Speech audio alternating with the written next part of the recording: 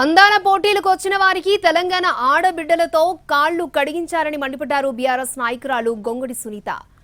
ఇద్దరు మహిళా మంత్రులతో వాళ్ళ కాళ్లు కడిగిస్తే ఇంకా బాగుండేది అన్నారు. రాణి రుద్రమ, సమ్మక్క సారక్క అస్తిత్వాన్ని దెబ్బతీసే విధంగా ప్రభుత్వ చర్యలున్నాయని విమర్శించారు.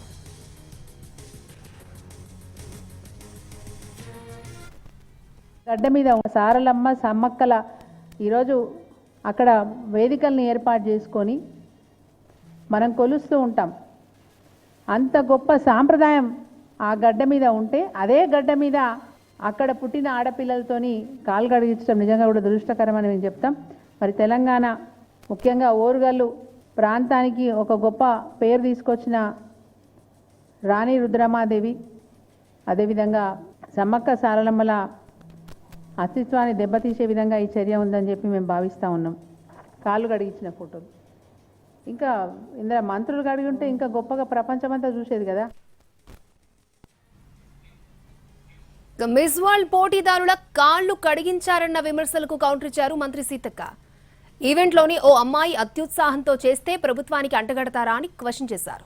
ప్రజలతో, కలెక్టర్లతో కాళ్లు మొక్కించుకున్న చరిత్ర కేసీఆర్దని మండిపడ్డారు. అధికారం పోయాక మీకు ప్రజలు ఆత్మగౌరవం గుర్తుకొచ్చిందా అని నిలదీశారు మంత్రి.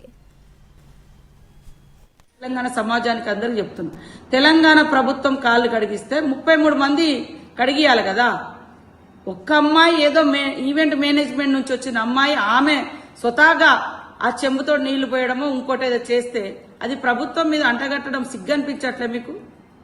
ఈరోజు మీరు ఈ వంక తోకలు పట్టుకున్నప్పుడు గాని, మీ కవితమ్మ కాళ్ల కాడ కలెక్టర్ను కూర్చోబెట్టుకున్నప్పుడు గాని, మీ కేసీఆర్ గారు కలెక్టర్లతో కాళ్ళు మొక్కించుకోవడం గాని, అదే కదా మీ దురహంకారము. ఆ దురహంకారాలకు వ్యతిరేకంగానే మేము పోరాడినము. తెలంగాణ ప్రజలను అణిచిపెట్టి కాళ్ళు గడిగించుకునే చరిత్ర, కాళ్ళు మొక్కించుకునే చరిత్ర ఆ కుటుంబాలది, ఆ నాయకులది, ఆ దురతనాంది, ఆ దురహంకారంది.